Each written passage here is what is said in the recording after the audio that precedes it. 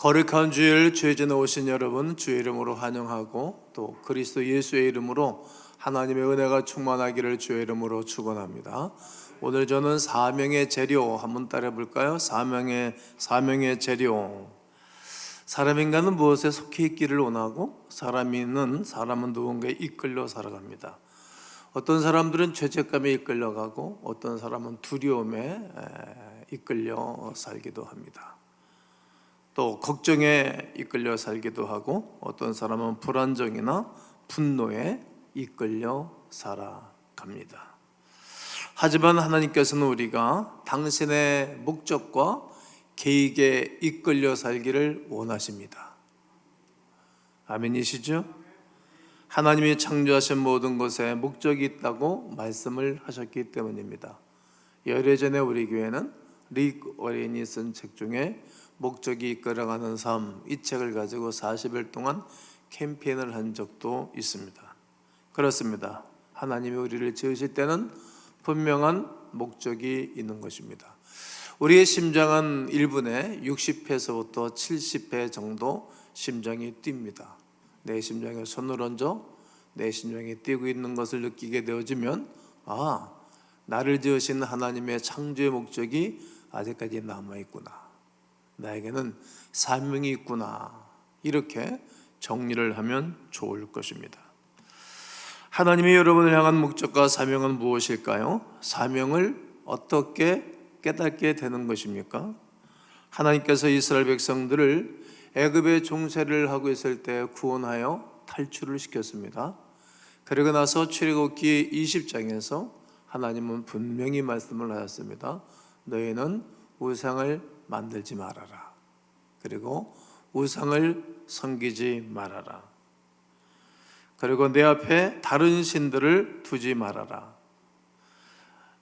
하나님을 따르지 않고 우상을 섬기는 자들에게는 3세대를 멸할 것이라고 말했고, 반대로 나를 사랑하고 나의 계명을 지키는 자들에게는 천대까지 은혜를 베풀 것이라고 약속을 하셨습니다. 이 말씀에 이스라엘 백성들이 어떻게 살았습니까? 그 이후에 그들은 가나안을 정복한 이후에 여호수아가 백성들을 향해서 그는 이런 설교를 합니다. 만일 여호와를 섬기는 것이 너희에게 좋지 않게 보이거든 너희 조상들이 저 강 저쪽에서 섬기던 신들이든지 또한 너희가 거주하는 땅에 있는 아무리 족속의 신이든지 너희가 섬길 자를 오늘 택해라. 선택과 택하는 것은 우리가 하는 것입니다. 택해봐라. 오직 나와 내 집은 여호와만 섬기겠노라. 그들이 온전한 대답을 하였습니다. 백성이 대답해 이르되 우리가 결단코 여호와를 버리고 다른 신들을 섬기지 아니할 것입니다. 그리고 18절에 보면 그는 우리 하나님이심이니이다 하니라. 우리가 다른 신을 섬기지 않겠습니다. 오직 여호와만 섬기겠습니다. 하나님은 우리의 유일하신 신입니다 라는 고백을 이스라엘 공동체가 하였습니다. 하지만 그 이후 이스라엘 백성들이 어떻게 하였습니까? 그 언약을 파기하고 하나님을 배반하고 온통 바알과 아세라 그리고 여신을 섬기게 되었습니다. 범죄의 결과는 무엇입니까? 북이스라엘은 주전 722년에 아수르에 의하여 완전히 멸망을 당하고, 그리고 남유다는 주전 586년에 바벨론에 의하여 그들은 완전히 멸망을 하였습니다. 우리 조선 왕조가 500년 만에 완전히 망한 것처럼 이스라엘의 왕조는 완전히 폐하로 망하게 되었습니다. 하지만 언약을 성취하시는 분 우리 하나님께서는 거대한 제국 바벨론을 주전 539년에 메대를 통하여 망하게 하고, 메대는 페르시아에 의하여 멸망시키시면서 당신의 백성을 이스라엘로 온전히 귀환을 시켰습니다. 백성들이 이스라엘로 돌아와서 한 일이 무엇입니까? 1차 그들이 귀환을 하고 난 다음에는 스룹바벨을 통하여서 성전을 재건했고, 2차 귀환을 통해서는 에스라를 통해서 영적 회복 운동을 일으킵니다. 그들은 성경을 읽는 가운데 아멘, 아멘 하면서 우리가 나라가 망하고 나라가 두 쪽에 나고 나라가 온통 어려움을 당한 것은 하나님을 버렸기 때문이다. 그리고 그들이 가슴을 치면서 울면서 회개 운동을 하였습니다. 3차 교환으로 느헤미야를 통해서 저들은 무너진 성벽을 재건하였습니다. 오늘 본문은 성전을 재건하기 위하여 하나님께서 느헤미야를 사용하셔서 그 일을 하는 말씀이 본문의 말씀입니다. 그런데 하나님은 왜 느헤미야를 사용하셨을까요? 그때도 많은 사람들이 살고 있었습니다. 그리고 많은 사람들이 하나님을 섬기고 살았습니다. 그런데 왜 느헤미야를 선택하셨을까? 지금도 많은 분들이 하나님을 섬기고 있고 한국에도 1000만이다, 800만이다 하는 수많은 많은 성도들이 있습니다. 그런데 하나님이 귀한 일들 가운데 선택하는 사람들이 있습니다. 왜 그렇게 선택했고 어떻게 그런 이들을 통하여 사명을 주시는 것입니까? 느헤미야는 자기의 사명이 무엇인지를 알게 되었습니다. 느헤미야는 주위의 필요에 관심을 가졌습니다. 느헤미야 할아버지는 바벨론으로 붙잡혀 와서 노예가 됐습니다. 그의 아버지는 그 땅에 가서 저절로 태어났기 때문에, 할아버지를 통해 태어났기 때문에 노예의 신분이고, 노예의 신분이었던 느헤미야도 그 아버지를 대이어서 노예로 인생을 살게 된 것입니다. 그런데 페르시아에는 능력 있는 사람들을 등용하여 사람을 쓰는 정책을 폈습니다. 그때에 똑똑하고 열심히 인생을 살았던 느헤미야는 그가 부름을 받아 고국 공무원이 되어집니다. 노예처럼 살았지만 능력을 인정받아 아닥사스다 왕의 신임을 얻어 술 맡은 관원이 된 것입니다. 즉 고위 공직자가 된 것입니다. 술 맡은 관원이라 하면 왕의 식사 자리에 꼭 술잔이 올려졌는데 이 술에 독약이 들어갔나 들어가지 아니했나 확인하는 사람이 술 맡은 관원입니다. 오늘날은 말하면 대통령, 경호실장쯤 되어져서 평온하게 인생을 살 수 있는 그때 당시에 성공자라 말씀드릴 수 있습니다. 그러던 어느 날 이스라엘 동법 가운데 하나인 하나니가 두어 사람과 함께 유다에서 페르시아로 왔습니다. 느헤미야는 그들에게 남아있는 유다와 예루살렘의 형편을 그들에게 묻습니다. 그랬더니 하나니가 말하기를 큰 환란이 닥쳤고 능력을 받으며 예루살렘 성은 허물어지고 성벽은 완전히 불에 탔습니다. 완전히 아픈 이야기를 그가 듣게 됩니다. 2절과 3절을 다시 한번 읽어드리면 내 형제들 가운데 하나인 하나니가 두어 사람과 함께 유다에서 내게 이르렀기로 내가 그 사로잡힘을 면하고 남아있는 유다와 예루살렘 사람들의 형편을 물은즉 그들이 내게 이르되 사로잡힘을 면하고 남아있는 자들이 그 지방 거기에서 큰 환난을 당하고 능력을 받으며 예루살렘 성은 허물어지고 성문들은 불탔다 하는지라. 이 말을 듣고 느헤미야는 1300km가 되는 그 땅을 향하여 가는 것입니다. 자꾸 이 이야기가 예루살렘 사람들이, 예루살렘의 동족들이 눈에 밟히는 것입니다. 그들의 필요를 느끼고 있는 것입니다. 가서 저들을 도와줘야 되겠다라는 것입니다. 오늘 실은 이 찬양을 부르고 싶었는데 다른 찬양을 고대했습니다만 한때 우리가 이 찬양을 많이 불렀습니다. 사망의 그늘에 앉아 울고 있는 나의 백성들, 울고 있는 백성들이, 아파하심들하는 그 백성들이 느헤미야의 눈에 밟힌 것입니다. 6.25 사변 이후 미국의 종군 기자들이 우리나라 전쟁 고아의 사진들을 마구 찍어서 그들이 미국 본토로 가지고 갔습니다. 잘 사는 고급 클럽에 모임을 하는 가운데 이 사진을 그들에게 슬라이드로 다 보여주었습니다. 이 비참한 사진을 보면서 아주 고급스러운 부부가 이 사진을 보고 마음이 아파하는 것입니다. 집에 돌아와도 그들의 사진이 눈에 밟히고 잠자리에서도 이들이 꿈에 나타나는 것입니다. 그 현장에서 그는 자기의 지갑을 열어서 쾌척을 하고 기부금을 냈습니다. 집에 돌아와도 계속적으로 전쟁 고아들이 눈에 밟히는 것입니다. 며칠을 지나도 부부에게 아이들의 울음소리가 그들에게 들리는 듯 싶었습니다. 퀭한 눈, 볼록한 배, 빈 그릇을 들고 있는 그들이 눈에 보였습니다. 그래서 어떻게 했습니까? 비행기를 타고 한국에 돌아와서 여러 명의 아이들을 데리고 가서 입양을 하여 기르기를 시작했습니다. 그래도 계속 눈에 밟히는 것입니다. 또 돌아와서 60명, 70명을 데리고 가서 입양을 해서 아이들을 기르기 시작했습니까? 얼마나 훌륭합니까? 그래도 자꾸만 그의 눈에 밟히는 것입니다. 우리가 꿈을 꿔도 아침에 일어나면 정신이 없고 잠자리가 휑한 것은 그건 이상한 꿈입니다. 그러나 하나님 우리에게 주시는 꿈은 꿈을 꾸면 잊혀지지를 않습니다. 살아남아 있습니다. 다시 이 부부가 비행기를 타고 한국에 옵니다.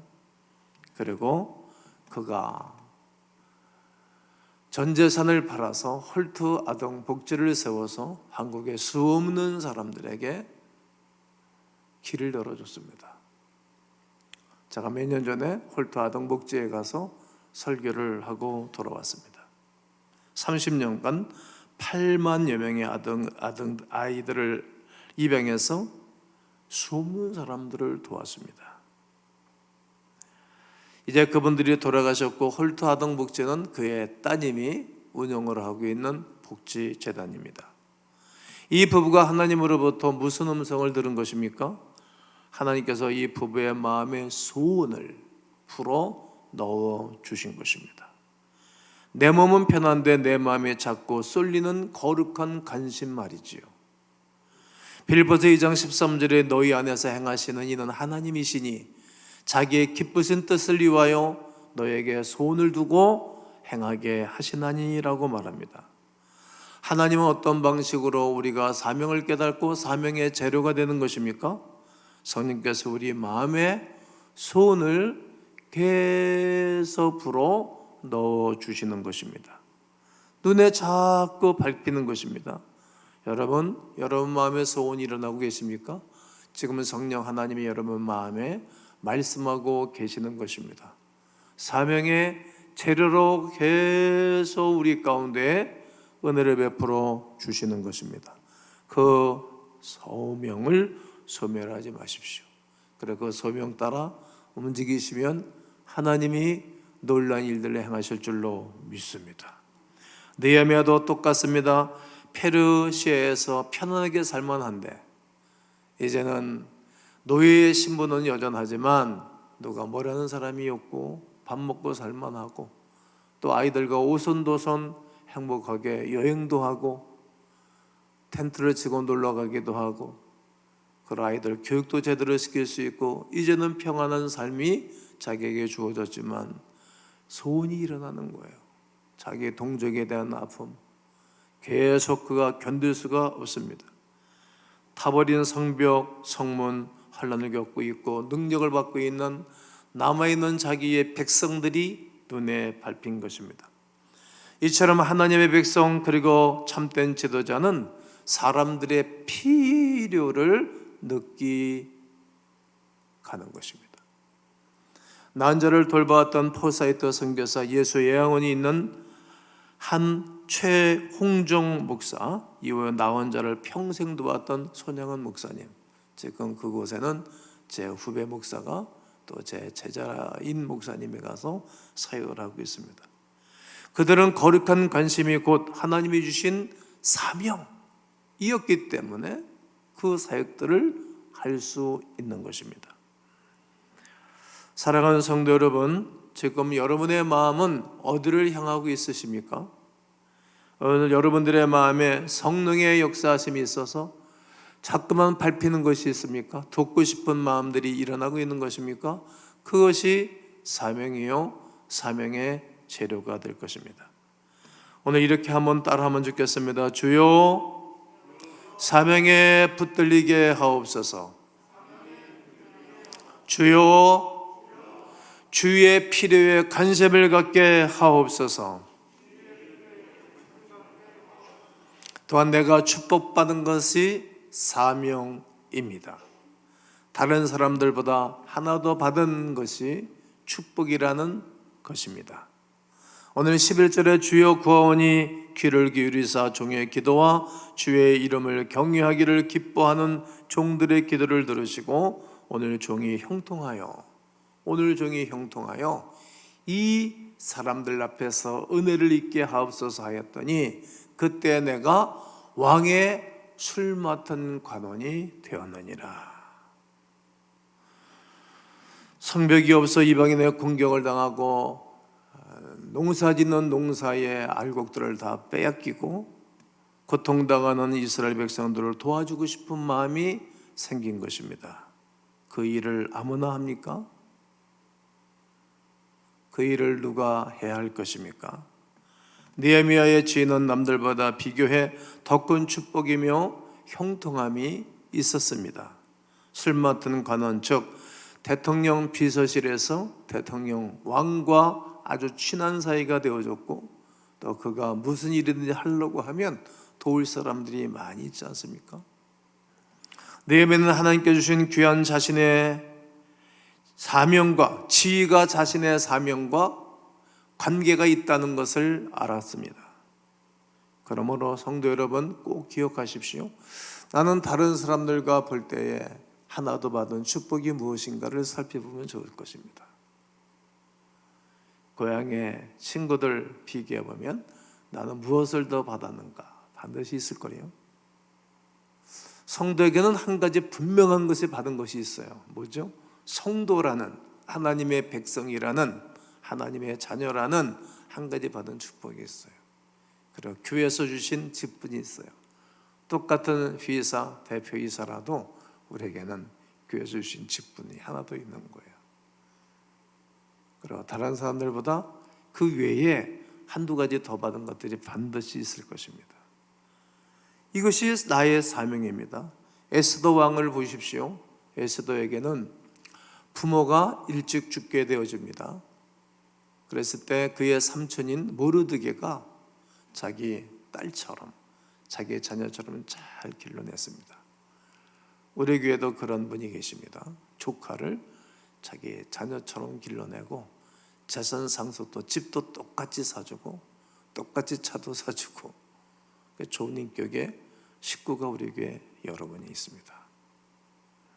잘 길러냈습니다. 이후에 그 에스더가 왕의 왕비가 되어집니다. 근데 그 동시대에 하만이라는 사람이 유다인들 말살 정책을 피는 가운데 모르드게와 유다인들을 죽일 계략을 하게 되어집니다. 그때 모르드게가 에스더에게 찾아가서 너 이 때를 위함이 아니냐, 내 백성들 우리 민족이 다 죽게 될 것이니 네가 왕에게 나가서 이 사실을 알려워서 위기를 모면해 달라고 부탁을 합니다. 내가 지금 왕에게 나가면 죽습니다. 왕이 불러야 갈 수 있습니다. 그런데 왕이 나를 아직까지 30일 동안이나 나를 부른 적도 없고 얼굴을 본 적이 없습니다. 갈 수 없다고 말합니다. 그러자 모르드게가 뭐라고 말하는지 한번 들어볼까요? 우리 에스더서 4장 14절을 다 함께 읽겠습니다. 시작.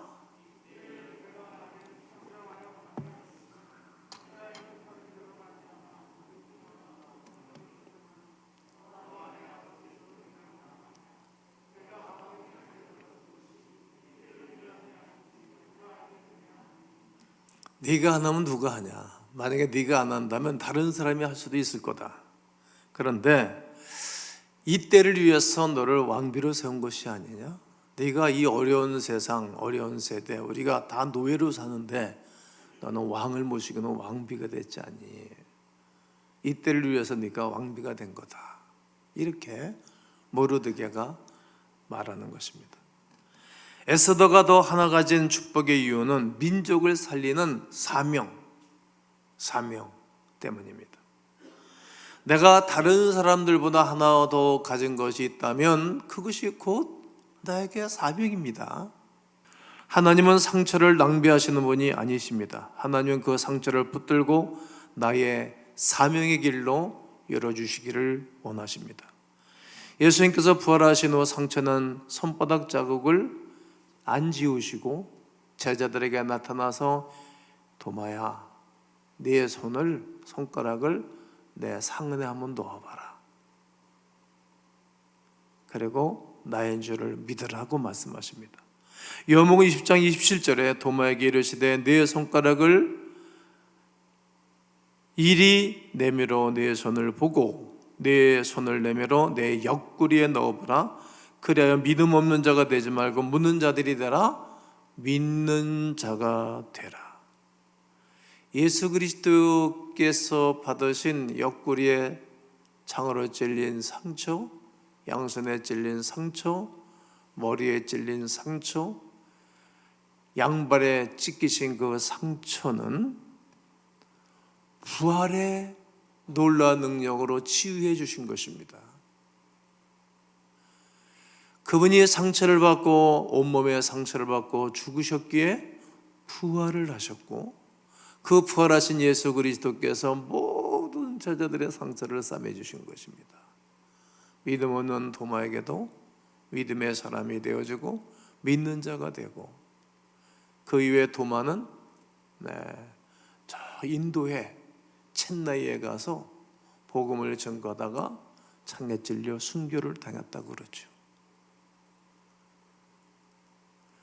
우리의 상처는 우리가 씻음 받을 수 없고 사명의 재료가 될 수 없어요. 그러나 상처 입은 예수 그리스도의 그 상처로 말미암아 부활의 놀라운 능력으로 모든 이들에게 상처를 씻어주는 거예요. 죽은 자가 살아나신 그리스도 예수로 말미암아 우리의 상처는 사명의 재료가 될 것입니다. 하나님께서 오늘 우리에게 말씀하십니다. 여러분들의 마음의 방향은 어디에 가 있습니까? 그리고 나 혼자 왜 이렇게 힘들어? 왜 나 혼자 이렇게 독박을 쓴 것처럼 늘 힘들고 애쓰고 살아야 되는가? 편안하게 안락하게 살 수 있는 길은 없는가? 그렇게 맘먹고 기도하는 분들도 있을 것이라고 생각합니다. 그러나 그 상처가 사명이요, 사명의 재료가 되는 것입니다. 나는 다른 사람들보다 한 가지 더 받은 축복은 무엇일까요? 한번 찾아보시면 우리 교우들 많은 사랑과 복을 받았습니다. 다른 사람들보다 하나 더 받은 것이 곧 사명이고, 내가 받은 상처는 크게 상처를 입으신 예수 그리스도의 그 상처로 싸매음을 받고 부활하신 그리스도 예수의 놀라운 능력으로 잃어버린 모든 것들이 회복을 하고 살아 숨쉬는 거룩한 은혜가 그리스도 예수의 이름으로 있기를 주님의 이름으로 축원합니다.